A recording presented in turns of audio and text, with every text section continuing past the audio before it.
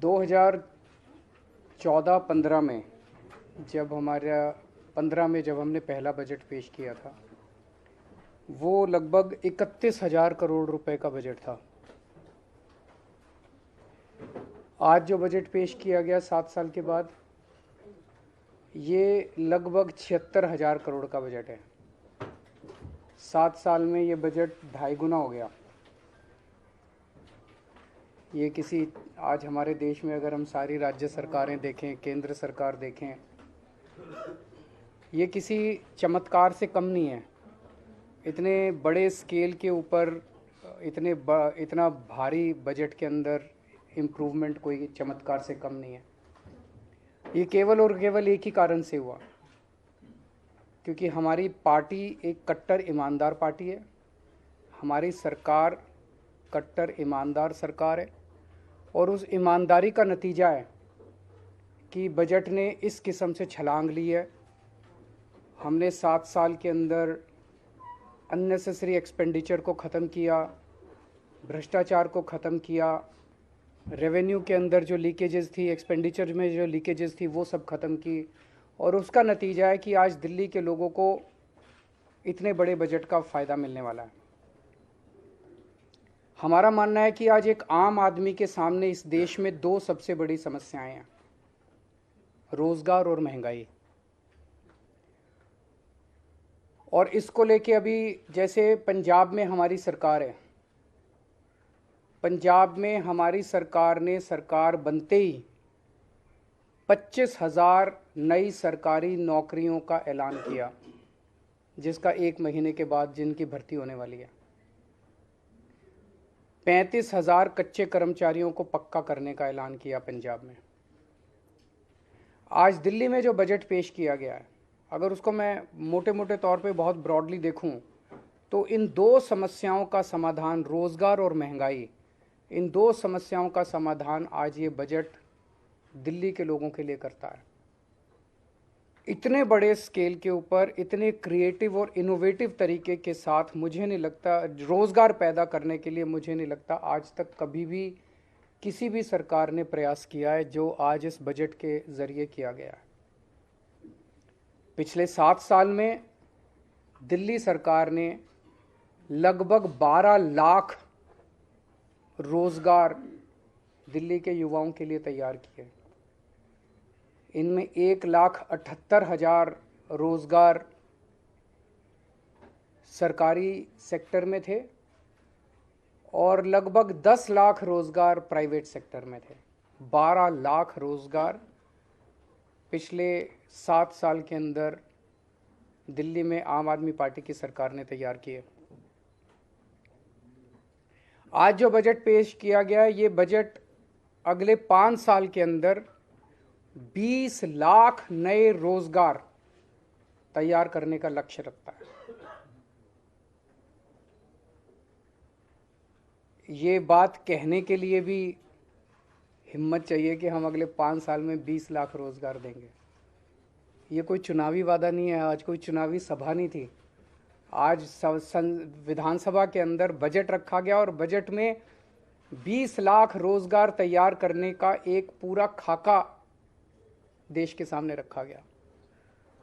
ये बहुत ही bold budget है, बहुत ही इनोवेटिव बजट है, और इसके लिए मैं मनीष सिसोदिया जी को और उनकी पूरी टीम को बहुत बहुत बधाई देता हूँ। यही आज लोगों की सबसे ज़्यादा ज़रूरत है। कोरोना की वजह से बहुत सारे जॉब्स चले गए, हर घर के अंदर तकलीफ़ है, लोगों के पास नौकरियां नहीं हैं, लोगों के पास जॉब्स नहीं हैं।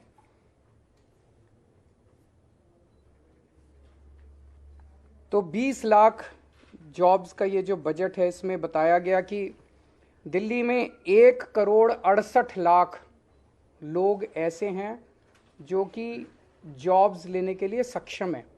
आबादी 1,68,00,000 नहीं है, आबादी तो 2 करोड़ के ऊपर है, लेकिन उसमें बच्चे हैं, ये 1,68,00,000 लोग टोटल हैं who are fit to take up jobs.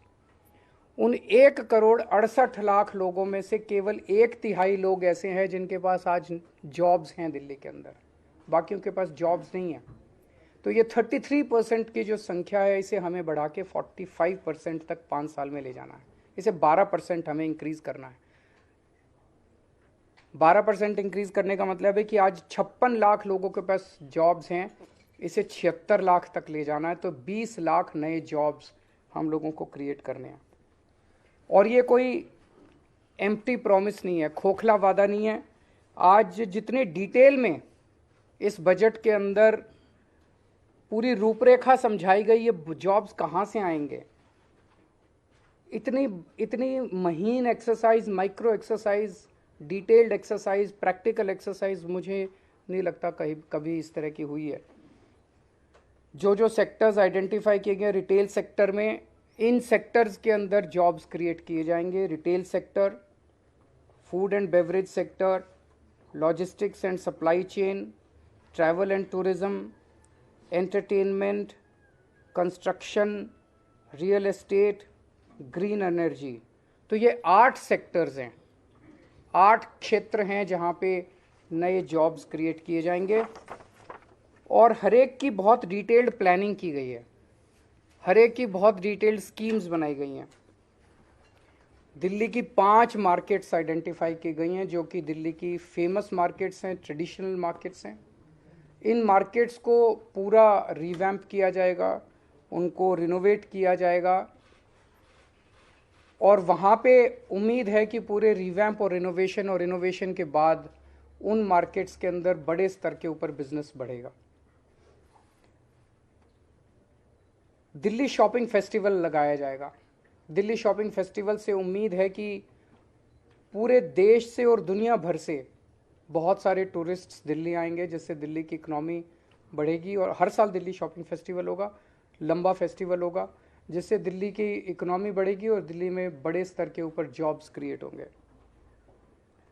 Wholesale, Delhi जो है हमेशा से देश का एक तरह से होलसेल मार्केट रहा है, पर किन्हीं कारणवश उसकी वो जो होलसेल का जो नेचर था, उसका जो कैरेक्टर था, वो ख़त्म हो गया। इसको वापस रिवाइव किया जाएगा, दिल्ली को वापस होलसेल मार्केट बनाया जाएगा और अलग से दिल्ली होलसेल शॉपिंग फेस्टिवल किया जाएगा।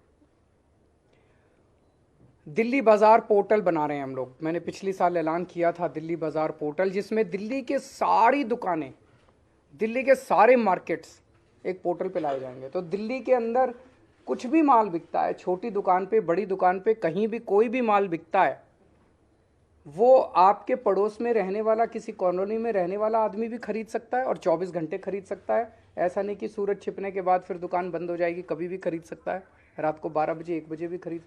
अमेरिका में रहने वाला कोई आदमी भी खरीद सकता है, लंदन में रहने वाला कोई आदमी भी आपके लोकल मार्केट से, खान मार्केट से, चांदनी चौक से, आपके लोकल शॉपिंग कॉम्प्लेक्स से कोई भी माल खरीद सकता है। इससे हमें उम्मीद है कि दिल्ली की अर्थव्यवस्था को एक बड़ा जंप मिलेगा और दिल्ली के माल जो है वो पूरी दुनिया के अंदर बिकने चालू होंगे। गांधीनगर को ग्रैंड गारमेंट हब के रूप में डेवलप किया जाएगा। गांधीनगर का कपड़े का व्यापार जो है बहुत बड़ा है और इसको अगर हम अच्छे तरीके से, इसको सिस्टमैटिक तरीके से अगर रिवैम्प करके पूरे मार्केट को डेवलप किया जाए तो इसमें बहुत बड़ी अपॉर्चुनिटीज़ हैं। दिल्ली की जो नई स्टार्टअप पॉलिसी है वो बहुत बड़ी अपॉर्चुनिटीज़ खोलती है। दिल्ली ऑलरेडी देश का स्टार्टअप कैपिटल बन चुका है। दिल्ली के अंदर आज पूरे देश में सबसे ज़्यादा नए स्टार्टअप्स निकल रहे हैं। तो दिल्ली की जो स्टार्टअप पॉलिसी है, हमें उम्मीद है इसके ज़रिए बच्चे जो हैं वो बहुत सारे नए नए बिजनेस शुरू करेंगे और दूसरों को नौकरी देंगे। दिल्ली के जो नॉन कन्फॉर्मिंग इंडस्ट्रियल एरियाज़ हैं उसको सबको डेवलप किया जाएगा। यहाँ पे हमें उम्मीद है कि काफ़ी सारे जॉब्स निकलेंगे। जो फेमस फूड हब्स हैं उनको डेवलप किया जाएगा, उनको मार्केट किया जाएगा। और फूड ट्रक पॉलिसी, जो खाने वाले ट्रक्स होते हैं, इसकी एक पॉलिसी बनाई जाएगी ताकि बड़े स्तर के ऊपर इनको प्रमोट किया जा सके। ये सारे वो चीज़ें हैं जो एक आम आदमी कर सकता है। हम कोई ऐसी चीज़ें नहीं कर रहे जिसके अंदर बहुत बड़ी कैपिटल की ज़रूरत है। जो एक आम आदमी, छोटा आदमी थोड़ी से कैपिटल से, छोटी कैपिटल से अपना बिजनेस शुरू कर सकता है। ये सारी चीज़ें, क्लाउड किचन क्लस्टर्स की स्थापना की जाएगी, इलेक्ट्रॉनिक सिटी बनाई जाएगी, E vehicle, solar energy, urban farming, इसके ज़रिए ऑलरेडी दिल्ली ईवी कैपिटल बन चुका है देश का। दिल्ली फिल्म पॉलिसी जो बनाई गई है, हमें उम्मीद है इसके ज़रिए बहुत सारे जॉब्स क्रिएट होंगे। रोज़गार बाज़ार पोर्टल जो हमने बनाया, रोज़गार पोर्टल जो बनाया था हमने पिछली साल जैसे ही हमने शुरू किया, उसमें 10 लाख के करीब जॉब्स निकले थे। इसका सेकंड वर्जन बनाया जा रहा है। तो इस तरह से ये जो 20 लाख जॉब्स का एक एक के सामने लिखा है कि ये करने से इतने जॉब्स क्रिएट होंगे, ये करने से इतने जॉब्स क्रिएट होंगे, ये करने से, ये पूरा डिटेल्ड प्लान आज देश के सामने रखा गया। दूसरी सबसे बड़ी समस्या लोगों के सामने है महंगाई की। महंगाई बहुत ज़्यादा बढ़ गई है, एक आम आदमी को अपना घर चलाना मुश्किल हो गया है। इसमें भी बहुत सारी चीज़ें ऐसी हैं जो दिल्ली के लोगों को, केवल और केवल दिल्ली के लोगों को मिल रही है और वो जारी रहेंगे। आज दिल्ली के अंदर सरकारी स्कूल बेहद शानदार हो गए हैं, शिक्षा फ्री है, कोई पैसा देने की ज़रूरत नहीं है, पूरी की पूरी शिक्षा फ्री है। ढेरों लोग अपने बच्चों को प्राइवेट स्कूल से निकाल के सरकारी स्कूलों में भर्ती करा रहे हैं। ढेरों लोग, इस साल 4.25 लाख लोगों ने प्राइवेट स्कूल से निकाल के सरकारी स्कूलों में भर्ती कराए हैं। अगर आपके घर में 2 भी बच्चे हैं पढ़ने वाले और प्राइवेट स्कूल में पढ़ते हैं, तो अगर 3-4 हज़ार 5 हज़ार रुपये तो एक बच्चे की फ़ीस आई जाती है। तो 10,000 रुपये पर मंथ एक आम आदमी का इतनी महंगाई के ज़माने में बच गया, स्कूल का ही बच गया।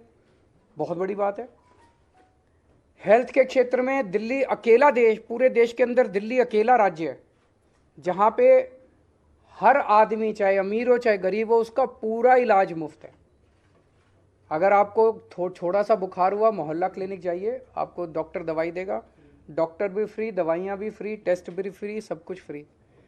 अगर आपको कोई बहुत बड़ी बीमारी हो गई जिसमें 20 लाख 30 लाख 40 लाख का खर्चा आता है, आप जीटीबी जाइए, एलएनजेपी जाइए, जीबी पंत जाइए, दिल्ली सरकार के 38 बड़े बड़े हॉस्पिटल है, किसी में भी जाइए, सारा इलाज फ्री है। सारा पैसा दिल्ली सरकार देगी, आपसे पूछा नहीं जाएगा आप अमीर हो कि गरीब हो, बीपीएल के कार्ड की ज़रूरत नहीं है। आप अगर कोई टेस्ट कराना है, एमआरआई कराना है, सीटी स्कैन कराना है, जो भी कराना है, दिल्ली सरकार के हॉस्पिटल्स में फ्री है। हॉस्पिटल में टेस्ट ना हो पाए, आप प्राइवेट में करा लो, सारा रिम्बर्स किया जाता है। इस तरह की हेल्थ सिक्योरिटी जो है, मुझे नहीं लगता देश तो छोड़ो, दुनिया में कहीं इस किस्म की हेल्थ सिक्योरिटी कहीं किसी भी राज्य के सिटीजन्स को दी गई है। ये अब जैसे आज वित्त मंत्री, उप मुख्यमंत्री जी ने कहा कि हेल्थ एक ऐसा सेक्टर है जो लोगों को गरीबी में धकेल देता है। कोई घर में बीमार हो गया, बड़ी बीमारी हो गई, सब कुछ बेचना पड़ जाता है, सब कुछ ख़त्म हो जाता है। वो दिल्ली के लोगों को चिंता करने की ज़रूरत नहीं है। बहुत बड़ी सिक्योरिटी है, शिक्षा की सिक्योरिटी, हेल्थ की सिक्योरिटी। तो लोगों को महंगाई से और चीज़ें जो हमारे कंट्रोल में नहीं है वो तो हम कुछ नहीं कर सकते, लेकिन जो हमारे कंट्रोल में है वो तो हम कर रहे हैं। तीसरी, बिजली। आज दिल्ली के 73% जनता को फ्री बिजली मिलती है, 24 घंटे बिजली मिलती है। बहुत बड़ी बात है। मैं कई राज्यों से होके आया हूँ, 5-5 हज़ार, 10-10 हज़ार, 15-15 हज़ार रुपये लोगों के बिजली के बिल आ रहे हैं हर महीने। यहाँ पे लोगों के बिजली के बिल 0 आते हैं। महंगाई के ज़माने में ये बहुत बड़ा सपोर्ट है। पानी फ्री मिल रहा है लोगों को। दूसरे राज्यों में आप चले जाइए, दूसरे राज्य क्या, दिल्ली के अंदर भी हमारी सरकार बनने के पहले मैं जब घूमा करता था, लोगों के 5-5 हज़ार, 10-10 हज़ार रुपये के महीने के बिल आया करते थे। अब लोगों के 0 बिल आ रहे हैं। पानी की व्यवस्था हो रही है। अब 24 घंटे पानी करेंगे, उसके ऊपर भी काम कर रहे हैं। केवल पानी फ्री नहीं, पानी नहीं आए तो फ्री पानी का क्या फ़ायदा है। तो पानी भी 24 घंटे आया करेगा, इसकी भी हम लोग व्यवस्था कर रहे हैं। और महिलाओं को फ्री ट्रांसपोर्ट। ये 5 चीज़ें बहुत बड़ी हैं। शिक्षा फ्री, स्वास्थ्य फ्री, बिजली फ्री, पानी फ्री, ट्रांसपोर्ट फ्री। इन 5 चीज़ों से दिल्ली के एक आम आदमी की ज़िंदगी को थोड़ा सा सहारा दिल्ली सरकार देने का काम करती है।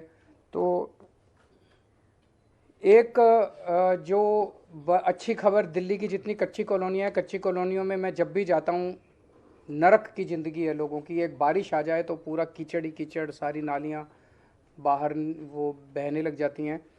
31 मार्च 2023 तक दिल्ली की सारी कच्ची कॉलोनियों के अंदर सड़क, नाली, पानी की पाइपलाइन और सीवर की पाइपलाइन का काम ख़त्म कर दिया जाएगा। कुछ कॉलोनियाँ बच जाएंगी जो फॉरेस्ट की वजह से, एएसआई की वजह से, इन वजह से उनको परमिशन नहीं मिल पा रही।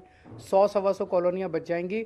उसके अलावा दिल्ली की सारी कच्ची कॉलोनियों में ये 4 चीज़ों का काम पूरा हो जाएगा। मैं समझता हूँ इससे दिल्ली की कच्ची कॉलोनियों में लोगों को बड़ी मदद मिलेगी, सहायता मिलेगी और लोग इज्जत की ज़िंदगी जी सकेंगे। चुनाव के दौरान जब मैं प्रचार करता था तो कई जगह जाता था, लोग कहते थे जी रिश्ते नहीं आ रहे अच्छे। वो देखने आते हैं तो वो देखते हैं पहले तो जिस गली के अंदर सारी गलियां टूटी पड़ी हैं, सड़कें टूटी पड़ी हैं, नरक की ज़िंदगी है। मैं उम्मीद करता हूँ इसके बाद लोगों के सम्मान मिलेगा और रिश्ते भी अच्छे आने चालू होंगे। यमुना को भी साफ़ करेंगे, उसके ऊपर पूरा काम चल रहा है। उसके ऊपर मैं पहले ही प्रॉमिस कर चुका हूँ कि अगले चुनाव के पहले आप सब लोगों को ले जाके यमुना में डुबकी लगाएंगे। उसके लिए आज पूरा इसमें बजट के अंदर प्रोविज़न किया गया है।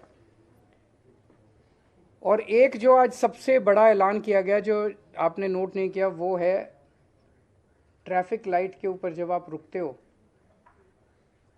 आपकी खिड़की के पास आके कोई बच्चा छोटा सा नॉक करता है और वो आपसे पैसे मांगता है या वो कुछ बेचने की कोशिश करता है, उसकी तरफ कोई ध्यान नहीं देता कोई सरकार। क्यों? वो वोटर नहीं है, वो वोट नहीं देता, वो वोट बैंक नहीं है, कोई सरकार उनकी तरफ ध्यान नहीं देती।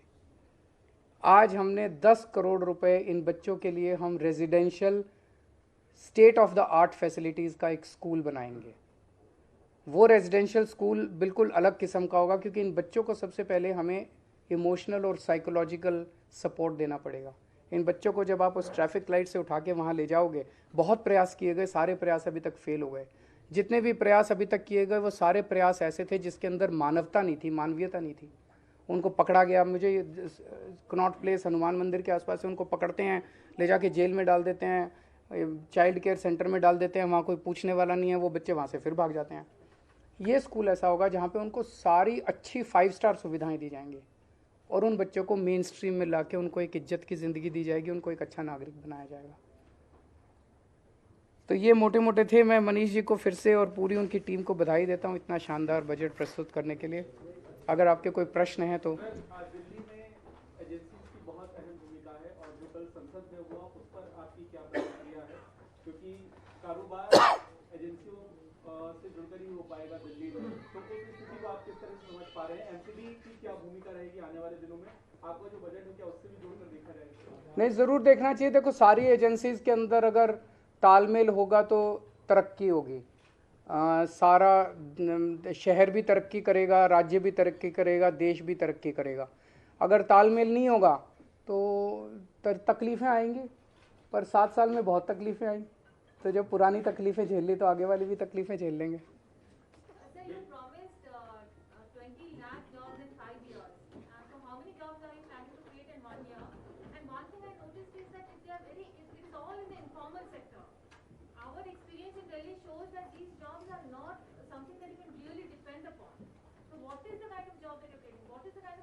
पहली तो आप कह रहे हो कि तो 20 लाख 5 साल में, तो 20 divided by 5 4 lakh jobs you should expect in the next 1 year. मोटे मोटे तौर पे देखो, इस time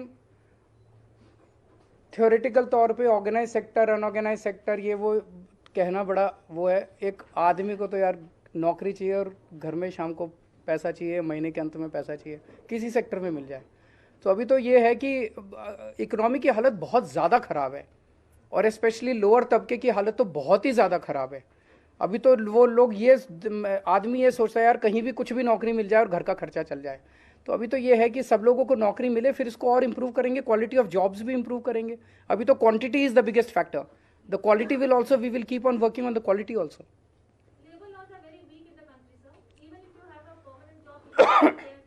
We will work on that. So you had invited suggestions from general public to be included in the budget. How many of those suggestions you find really good and were included, have been included in the budget?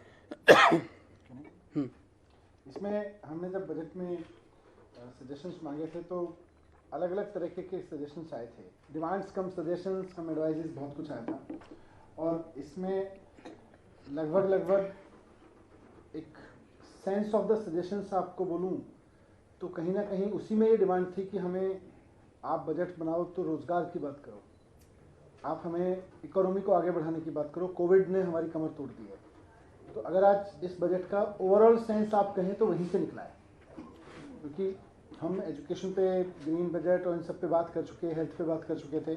लोगों ने यही हमें कहा कि आप और जो हमने पूरा रिटेल मार्केट को लेके जो पॉलिसीज़ बनाई हैं, ये लोगों के बीच से ही निकल के आए। और उसके बाद हमने उन जो भी सजेशंस आए थे, उनके बाद हमने उन सजेशंस के फर्दर सेक्टर्स पे पूरी स्टडी कराई। हम मार्केट के एसोसिएशन से हमारी टीम्स जाके मिली सजेशंस के बेस पे, अलग अलग गांधीनगर से लेके कमला नगर और जितने भी मार्केट्स दिल्ली में फेमस हैं, क्लाउड किचन के लोगों से हम लोग जाके मिले, उनके साथ में उनका पूरा स्ट्रक्चर समझा, उनकी प्रॉब्लम समझी, सरकार का इंटरवेंशन कहाँ चाहिए और वो कितने जॉब्स क्रिएट कर सकते हैं। तो जो भी आज बोला वो सजेशंस ही उसका आधार बने।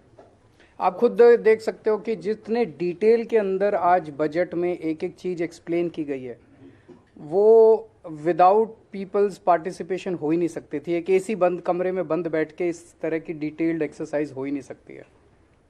Sir, you had spoken about the new startup policy where you're going to ensure that the entrepreneurs are going to focus on their ideas and you will take care of the rest of the issues. So are you planning to give a single window system in Delhi as well? Is there anything on those lines? Yes अभी एक youth को, जैसे मैंने अपनी speech में भी बोला, patent से लेके और तमाम चीज़ों के लिए बहुत भागना पड़ता है। तो पहली बात तो जैसे सर ने बहुत सारी चीज़ों को डोर स्टेप डिलीवरी पे ला दिया और बहुत सारी चीज़ों को फेसलेस कर दिया है, तो वैसे ही आज स्टार्टअप में जिस जिस चीज़ की एक यूथ को ज़रूरत है, उन सबको या तो सिंगल विंडो या मैक्सिमम बहुत सारी चीज़ें डोर स्टेप पे उपलब्ध हैं, उसके लिए फेसलेस हो गई हैं, तो उसी रूप में रखेंगे, किसी को भटकना ना पड़े। और सरकार की जो एक तरह से मैनेजमेंट यूनिट होगी इस स्टार्टअप को करने के लिए, इंक्यूबेशन सेंटर या इंक्यूबेशन सेंटर को चलाने की प्रोजेक्ट मैनेजमेंट यूनिट्स होंगी, वो इस जिम्मेदारी को ज़्यादा निभाएंगी। सर मेरे सवाल है इससे अलग है, बजट से अलग। परसों मुख्यमंत्री जी ने भाषण दिया विधानसभा में, काफ़ी पसंद भी किया गया, सोशल मीडिया पे खूब वायरल भी हो रहा है, लेकिन बीजेपी इसको लेके काफ़ी हमलावर है। वो कह रही है कि आपने कश्मीरी पंडितों का मजाक उड़ाया, उनके दर्द के प्रति संवेदनहीनता दिखाई है आपने। देखो, पिछले 20-25 साल में जब से कश्मीरी पंडितों का पलायन हुआ, तब से केंद्र में 13 साल बीजेपी की सरकार रही। उसमें पिछले 8 साल से केंद्र में बीजेपी की सरकार है। इस दौरान एक भी परिवार, कश्मीरी पंडितों का एक भी सिंगल परिवार, क्या वो जाके वापस वहाँ पे रिहैबिलिटेशन हुआ है उसका? क्या उसका पुनर्वास हुआ है वापस कश्मीर में? एक भी परिवार वापस नहीं गया। तो बीजेपी ने क्या किया है? केवल और केवल शुद्ध राजनीति की है इस पूरे मुद्दे के ऊपर। और अब राजनीति करने के बाद वो उनके दर्द के ऊपर और उनकी त्रासदी के ऊपर एक पिक्चर बना के करोड़ों रुपए कमाना चाहते हैं। बता रहे हैं 200 करोड़ से ज़्यादा पैसा कमा चुके हैं। किसी कौम के दर्द पे और त्रासदी पे पिक्चर बना के पैसा कमाया जाए, ये तो क्रिमिनल है, ये तो सही नहीं है। देश ये बर्दाश्त नहीं करेगा। तो हमारी तो 2 ही डिमांड है, इस पिक्चर को यूट्यूब पे डालो ताकि सारे देश, सब लोग कश्मीरी पंडितों के दुख को देख सकें, और दूसरा, ये जो 200 करोड़ से ज़्यादा जितना भी पैसा आपने कमाया है, ये सारा पैसा कश्मीरी पंडितों के पुनर्वास के लिए खर्च किया जाना चाहिए। और तीसरा कि अब ठोस स्टेप्स उठाए जाएं ताकि कश्मीरी पंडित एक्चुअली अपने अपने घर को लौट सकें। 2 सवाल मैं पूछ लेता हूँ। एक तो ये कि दिल्ली से रिलेटेड जो बिल आया दिल्ली नगर निगम से रिलेटेड, उस बिल को आप किस तरीके से देखते हैं? और दूसरा सवाल ये कि 51,000 जो तीर्थ यात्रा आप निकाल रहे थे, उसके 51,000 तो लोग जा चुके हैं यात्रा पे, अब आगे उसको स्पीड अप करने का या कुछ और बढ़ाने का प्लान है? वो तीर्थ यात्रा दोबारा कल से शुरू हो गई है वो, और वो चलेगी। उसमें बजट की कमी नहीं होने देंगे। जब जब ट्रेन जैसे जैसे मिलेगी, जितने ज़्यादा से ज़्यादा तीर्थयात्रियों को हम भेज सकेंगे हम भेजेंगे। मैं खुद जब वो लौट के आते हैं उनसे मैं मिलता हूँ, जो खुशी उनके चेहरे पे होती है तीर्थ यात्रा करने के बाद, वो इतनी इन्फेक्शस होती है। आप मिलिए उनसे, बहुत अच्छा लगता है उन लोगों से। तो हम उसमें ज़्यादा से ज़्यादा लोगों को तीर्थ यात्रा कराएंगे। एमसीडी का जो बिल है वो केवल और केवल चुनाव स्थगित करने के लिए लाया गया। मतलब उस पूरे बिल के अंदर मोटे मोटे तौर पे देखें तो 2 ही बातें हैं। एक बात तो ये कि 272 से घटा के 250 वार्ड कर दिए। इससे क्या फ़ायदा हुआ भाई? पहले 272 वार्ड थे, अब 250 वार्ड कर दिए। तो कोई लॉजिक नहीं, कुछ नहीं। क्यों किया, किस लिए किया? एक ही कारण है कि 272 से 250 कर दिए तो अब डिलिमिटेशन होगा, अगर सेम रख देते तो डिलिमिटेशन नहीं होता, तो अब डिलिमिटेशन होगा। डिलिमिटेशन होगा तो साल 2 साल के लिए चुनाव गए, तो चुनाव टालने के लिए किया। और दूसरा कि पूरा का पूरा एमसीडी जो है वो अब केंद्र सरकार चलाएगी, ये तो संविधान के ही खिलाफ है। तो एक बार बिल आ जाए, इसको हम भी स्टडी करेंगे, अगर जरूरत हुई तो हम कोर्ट में चैलेंज करेंगे फिर इसको। Thank you. Last question. Manish ji, budget में आपने ये कहा था कि दिल्ली में 7,000 से अधिक बस है और ये ऐतिहासिक आज तक नहीं है। इसमें डीटीसी कितनी बसें हैं और क्लस्टर कितनी है, और शहर की आबादी के हिसाब से कितनी बसों की जरूरत है जो कम है अभी? बसों का हमारा टारगेट इससे कहीं बड़ा है, पर मैंने ये कहा कि आज तक दिल्ली के इतिहास में दिल्ली की सड़कों पर दिल्ली सरकार के अधीन 7,000 से ज़्यादा बसें कभी नहीं चली। पहली बार ऐसा हुआ है कि 7,003 उसकी संख्या पहुंच गई और बढ़ रही है, लगातार बढ़ रही है। तो अभी आबादी के हिसाब से तो बहुत सही है, पर इतना बड़ा बेड़ा भी कभी नहीं हुआ। Thank you.